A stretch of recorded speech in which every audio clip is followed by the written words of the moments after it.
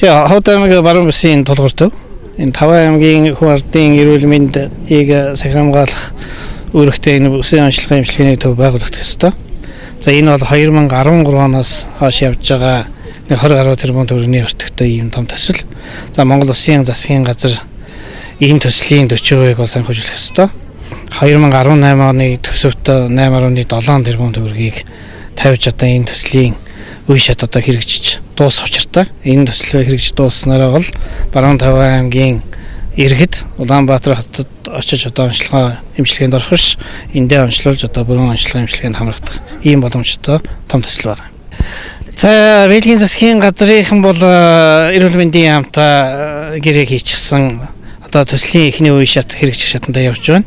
Зүгээр энэ бүсийн онцлогын эмчилгээний төвийн үйл ажиллагаатай ерөнхий сайд маань эрүүл мэндийн сайд танилцж байгаа гол шалтгаан бол энэ төслийг одоо хэрэгжүүлэх тэр 60 гаруй төрлийн одоо тоног төхөөрөмжийг суурлуулах, за тэр засвар үйлчлэгээ хийх тэр асуудлыг газар дээр нь бас шийдэж ярилцахаар бол ажиллаж байна.